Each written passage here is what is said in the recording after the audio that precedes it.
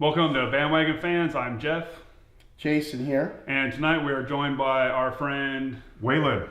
And tonight we are going to be counting down our top, actually all 18 Marvel Cinematic Universe movies. Moving on, and number 5 on our list. So now we're really getting into the top 5. So for me, number 5 is going to be Thor Ragnarok.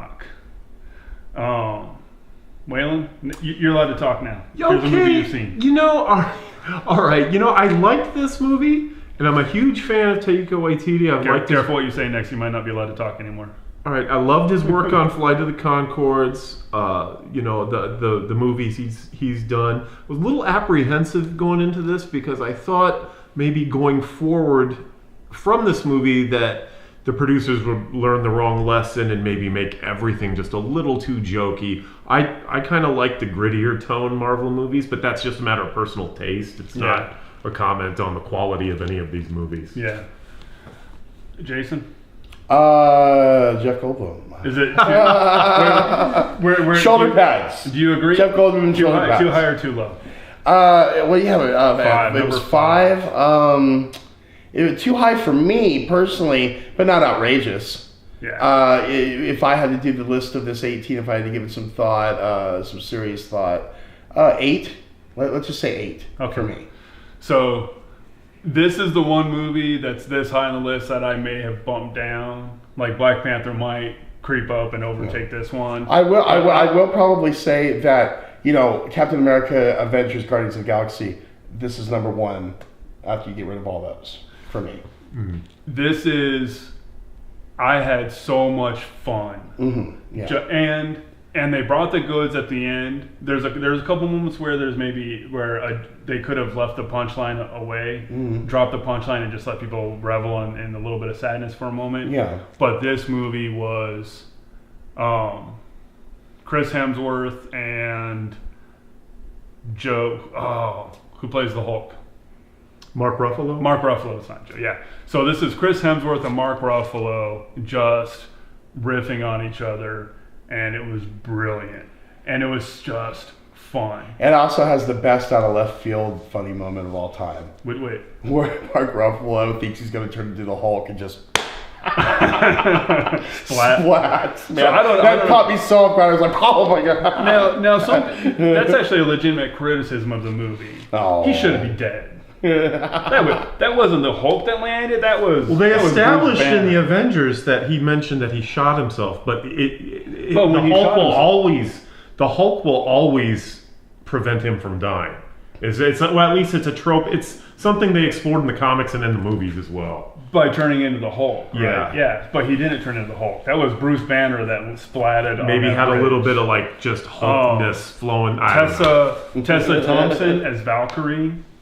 Some really great visual humor. Now we've been talking the last couple of days about as the actors move on to other projects, who's going to replace them. Mm-hmm. I'm totally fine with Tessa Thompson becoming the God of Thunder. Oh, not Natalie Portman? No, not Natalie Portman. Really? That would be horrible. Mm-hmm. But Tessa Thompson could completely. She has the chops. She could fill that role. Sure. Or they might just stick with her as Valkyrie and she'll kind of fill that slot. Yeah, they could do the same thing. Hey, dude, bring in Beta Ray Bill. Let's give him a Horse face. Movie. Yeah, but anyways, for me, Thor Ragnarok, just nonstop fun. I think I saw it 3 times in the first week it was out because I just couldn't get enough of it. I saw it 1 time the first day it was out. Yeah, saw this with my stepdad and brother. They loved it. Neither one a particularly huge comic book fan, but this movie really resonated with them. Yeah. They liked it a lot. Yeah. All right, so that was number 4. That was number 5, Thor Ragnarok. Now we're going to move on to number 4, and this one I think a lot of people have much lower. But for me, Guardians of the Galaxy Volume 2, for me was a step up from the first Guardians. I thought it was funnier. I thought the action was better. The first scene with Baby Groot, that's what it comes down to. Baby Groot. I actually thought the best Groot scene of the whole movie was in the end when he was mocking him. credits? Yeah, I'm Groot, Yeah. I'm Groot. But you know what? Hey, man.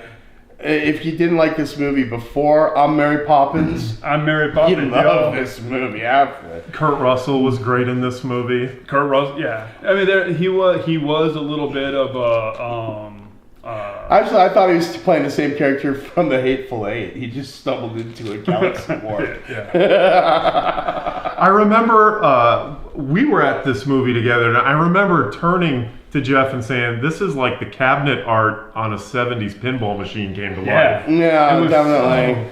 It was so good.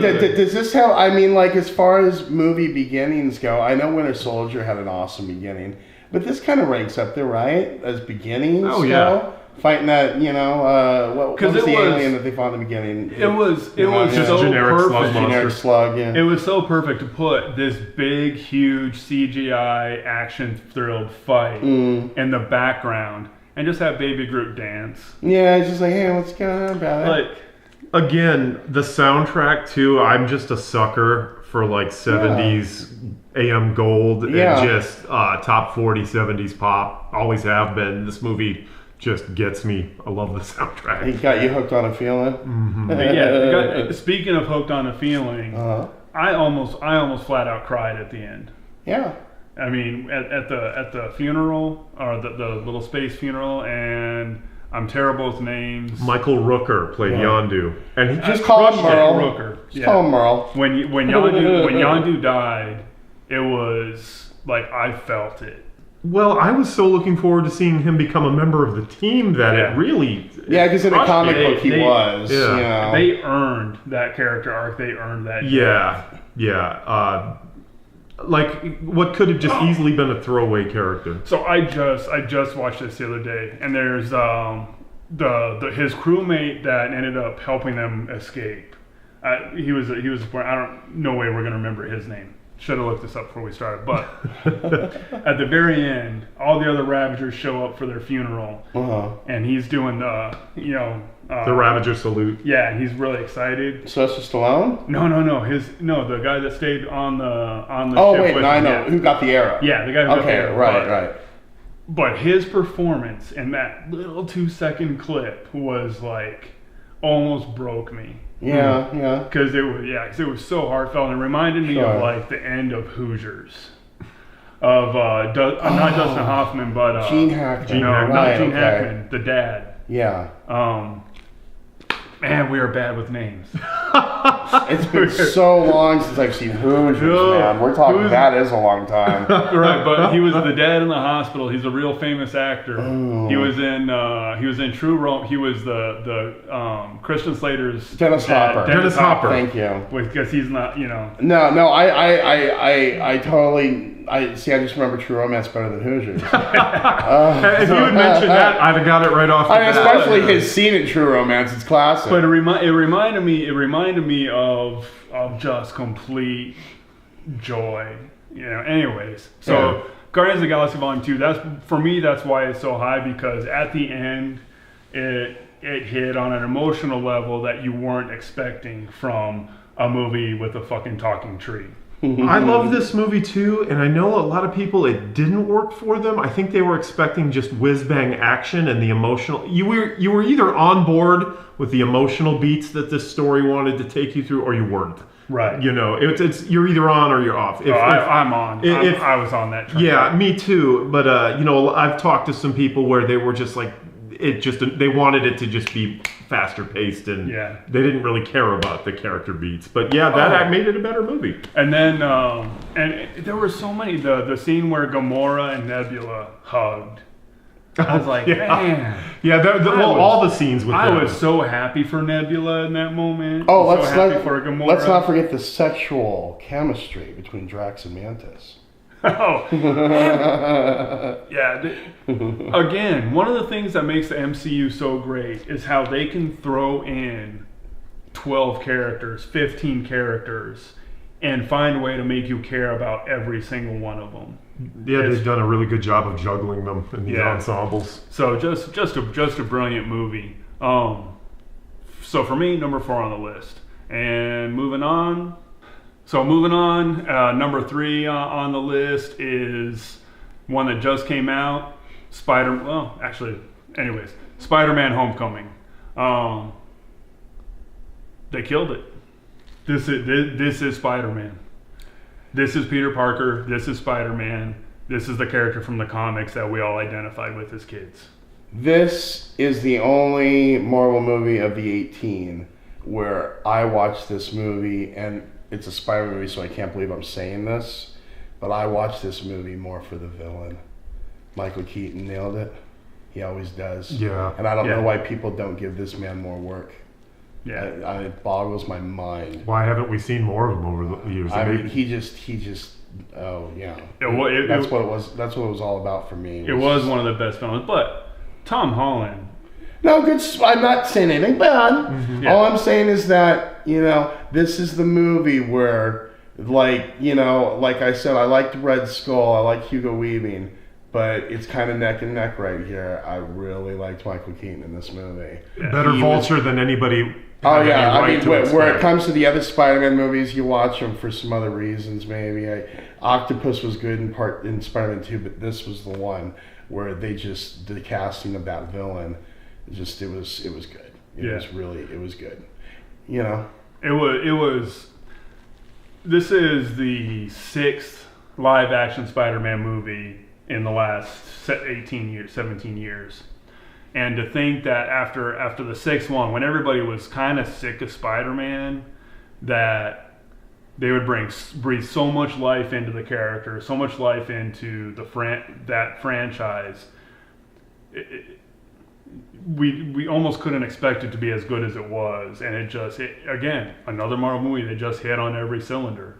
For me, again, Tom Holland just doesn't overdo Peter Parker's mannerisms, doesn't paint with too broad a brush. For me, it's the definitive performance. He's the one that gets both Spider-Man and Peter Parker. Yeah, just a great find, And while we're on casting, let's just say second sexiest Aunt May to date. Don't ask me what the first one is. You won't like the answer. Yeah.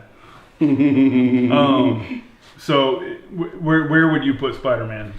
Pretty high.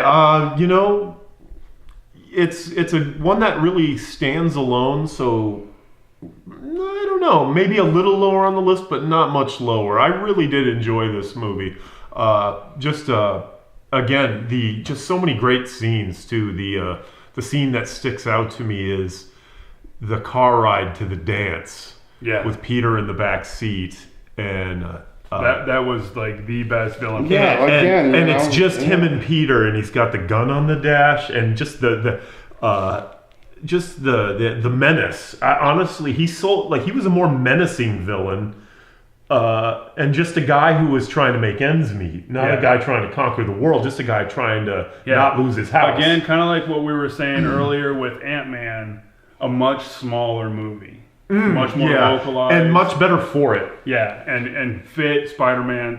Spider-Man is your friendly neighborhood Spider-Man. Spider-Man isn't out saving the world. He's not Omega level mutant. Mm-hmm. He's just a guy trying to make do in his neighborhood. Mm-hmm. His villains fit that mold, and they hit all those beats.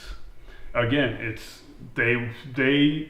MCU does a better job than almost anybody else of staying true to the source material. Mm-hmm. Even when they make changes, like with MJ or with Flash Thompson, it stays with the themes of the source material. You know what I kind of dug out of this movie was the fact that not only was I happy to see Happy Hogan return, the way Iron Man kind of made him be like kind of a chaperone to him, kind of responsible in a way. Yeah. And he didn't like it. I kind of liked all of that. They made good use of everything in this movie. Yeah. Again, like you were saying, not making changes for change's sake. They want to stay true to the movie, and when they make a change, to the comics. And when they change something, it's usually because they have a compelling reason to do so. I might not agree with every change, but I can understand the reasoning behind their decision making. So that was Spider-Man Homecoming #3, and coming up, got a couple big movies coming up here. I just want to thank everybody for sticking through us and kind of enjoying this list with us. If you're paying attention, you know what the last 2 movies are going to be. You just may not know what order they're going to be in. And so we know the last 2 movies are Captain America Winter Soldier and Captain America Civil War. If anybody wants to flip them, put one over the other, I think any MCU list, these are probably going to be the top 2 movies, maybe top 3. But for me, and I think we're all in agreement. I think we are all in agreement on these top 2 movies. Yes. Captain America: Winter Soldier is the second best MCU movie of all time. And for me, this is the movie that made me go, I need to watch every MCU movie now. This is the one that got me hooked. Waylon? Again, this could very easily be a number 1 for me as well. More than any movie in the MCU, this is the one where I feel like that they absolutely nailed the tone. Yeah. The gritty 70s style spy thriller. It's like the Marvel version of All the President's Men. Just this movie works. And I remember walking out of the theater thinking, if you don't like this movie, then you just don't like Captain America. You're never going to get a better Cap movie in my mind up to that point. 2 of the best villains in the MCU, and I'll put Robert Redford and Sebastian Stan as the Winter Soldier. I'll say they're 2 of the top 5 villains in the MCU. Respectable choice. Yeah, Jason. Yeah, I liked the whole continuation with the Winter Soldier. The graphic novel, the story arc in the comics was really good. It was one of the better Captain America stories of all time. Yeah. The Winter Soldier was kind of like a perfect movie. Whether or not you like the MCU or not, you could take Captain America: Winter Soldier and you could just enjoy it for what it is. For just a standalone movie. It's kind of a perfect, one of those Tom Clancy type of movies, but better, I guess, Yeah, again, this was maybe the first MCU movie where you could legitimately say that it wasn't a superhero movie. It was an entirely different genre. It's a spy thriller dressed up. It's a spy thriller. As a superhero movie. And it had, you had Black Widow and Captain America, and they had this really cool relationship in the movie, but it's not a sexual relationship. They're pure as they're friends. They're buds. He even talks to her about what's going on with her and Hulk. Yeah. Right? And then you have the introduction of Falcon. Right. Oh yeah, and the actor Anthony Mackie. Yeah. There you go. I liked when they were first met the going around and racing him. The mall in Washington. Yeah, I thought that was really funny and that was good. The fact that they brought back Artem Zola as an AI. Yeah, I liked that. Even though he wasn't in his cybernetic muscle on magnetic body, tape. But I kind of dug that. I mean, really, that's the thing I like about the Captain America movies is you can just watch the Captain America movies and you're really getting a story outside of the story, and it's really good. Yeah. What I loved about this movie too, one of the things that stood out is it really drove home what a serious threat. And how menacing Hydra was, how long their reach was, that they were everywhere. Just worked. Garry Shandling.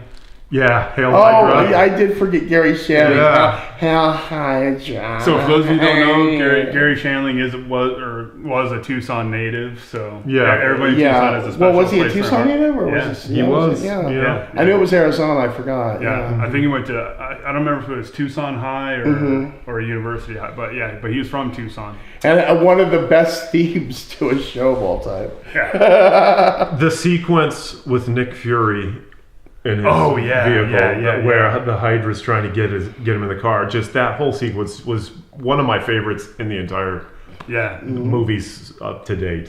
I really liked it. And the end, the final fight between Captain America and Bucky Barnes and Winter Soldier, where on the helicarrier. Yeah, where Captain America just says, "I'm not going to fight you," just some shades of Luke Skywalker with Darth Vader. Yeah. Can't say enough about the Winter Soldier. It gave the entire MCU a gravitas, to a grounding and that's really the point of Captain America as a character. Tonally, my favorite movie. This is what I want from superhero stories, and I'd like to see more of. Is not necessarily really dark and gritty, but a little more grounded, a little less silly. Yeah, I hope as MCU goes forward, they don't lean too far into the space operas. Keep this. You have the space opera, but don't forget. And I think Black Panther is that next wave of grounded movies. You haven't seen it yet, but Black Panther is very similar to Winter Soldier in its political tones and its themes of real world relevance. This is a movie about Earth, and real world relevance, right? Yeah.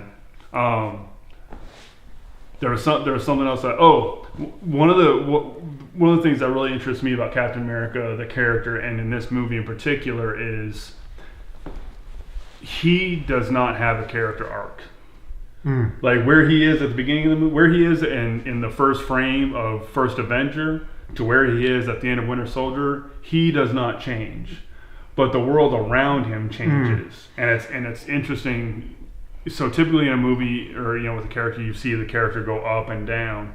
Captain America he knows who he is. That is his character. He does kind of like Austin Powers. Yeah. Okay. Yeah. All right. But everything changed around him, and everything he thought he knew gets subverted, and that leads into number one on the list, Captain America: Civil War. I remember the blues against the grays. Yeah. All right then. But the best movie to date. Probably going to remain the best movie to date. I don't know. I don't know. Infinity War might be. I know. Let's hope. Yeah, it looks great. It does.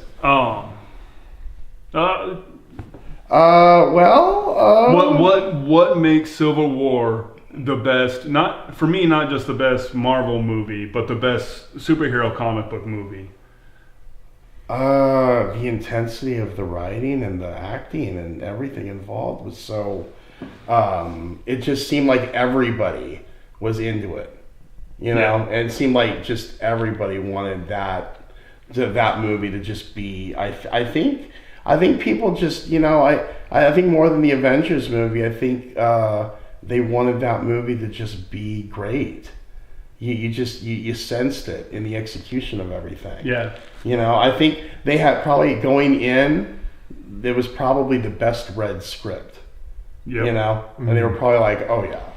So I mean, it just oozed confidence. So you just, you sense everybody. Let's take a moment to just appreciate how hard it was to write that story with that many characters, and how well the Russo brothers pulled it off. Oh yeah, and it's a shame that it didn't get nominated for an Oscar. It should have won an Oscar for Best Adapted Screenplay, because to put that many characters and give each one of them their own moment, each one of them their own arc, and actually have everything in the movie pay off was... Yeah, not only include all the characters up to that point, but they actually found room to not just execute Spider-Man, but do it perfect. Right. And Black Panther. We got Black Panther. Well, it's like... And Black Panther, forgot. Both Chadwick Boseman and Tom Holland... I mean, to have not one but two new characters come in, be so well realized, and just both of them knock it out of the park was just more than you could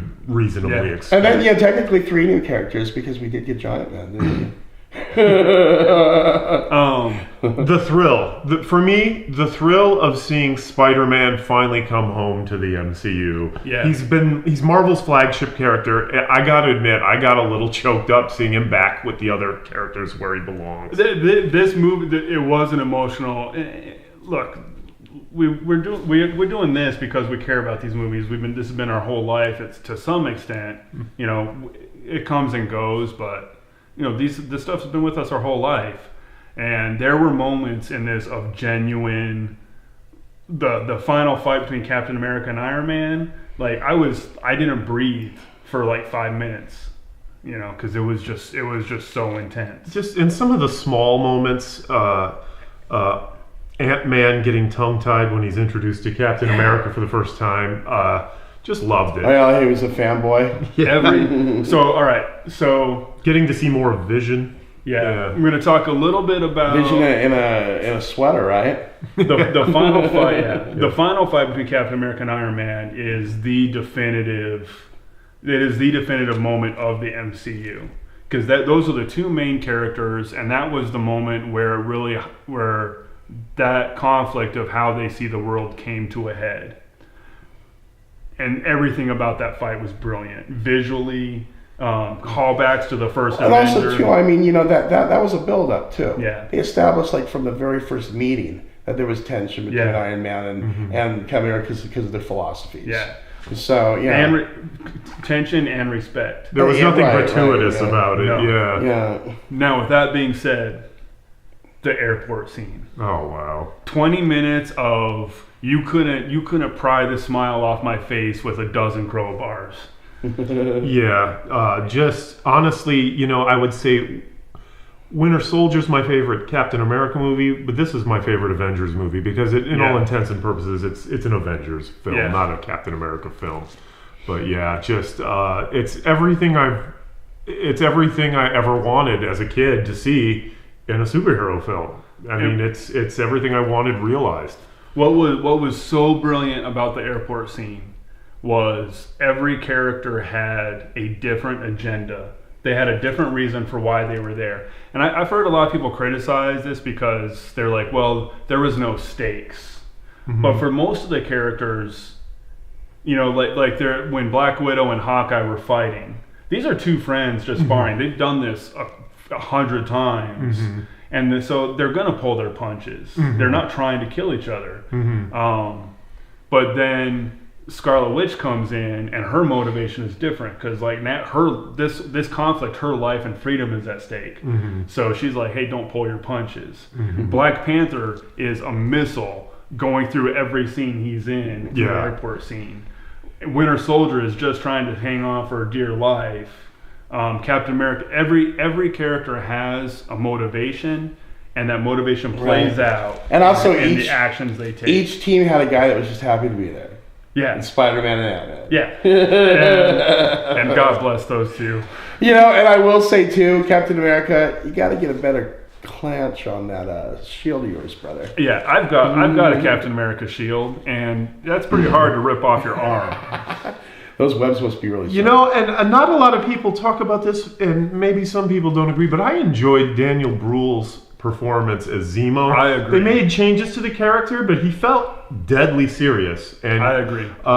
Just, you know, the scenes where he's the interrogation scene with the Hydra agent, just every scene he was in, maybe not even. He's one of the villains that they've made a lot of changes to, but I was on board with the changes. I didn't mind it. I thought it worked in the context of what had come before in these films. Yeah. Jason? Oh, shut up. We know how you feel. Love Baron Zemo. Yeah, so Jason, that was coming out of it, he did not like that character. He didn't like that they used that name. Waste. But, like, I will point out, the original Baron Zemo, his superpower was flipping glue. Oh, he had a glue gun. Yeah. So you can shove your Baron Zemo how they wasted him. They made Baron Zemo better. Didn't like the first We'll just Baron have to Zemo. just... I'm talking about Helmet Baron Zemo #2. I know who you're talking about, but the first Zemo, whatever. The first Zemo. But you gotta love going back to those '60s cartoons. The little tantrum he would throw. They come to the America again. He had a glue gun. Still love them. So one of my favorite Secret Wars figures. So those are the 18 movies. Real quick rundown: Iron Man 3, Thor: The Dark World, The Incredible Hulk, Iron Man 2, Thor, Ant-Man, Avengers: Age of Ultron, Doctor Strange, Iron Man, Captain America: The First Avenger, Guardians of the Galaxy, The Avengers, Black Panther, Thor: Ragnarok, Guardians of the Galaxy Volume 2, Spider-Man: Homecoming, and Captain America: Winter Soldier, Captain America: Civil War. 18 And Howard of the Duck 18 as of the prime best number movies. one. Coming up next, we have Avengers Infinity War. Mm-hmm. After that, Ant-Man and the Wasp. I'm looking forward to that one. Captain Marvel, actually Avengers 4 after that. Captain Marvel. And Aquaman. yeah, well, no. That's we're not talking we're not going to do Brother.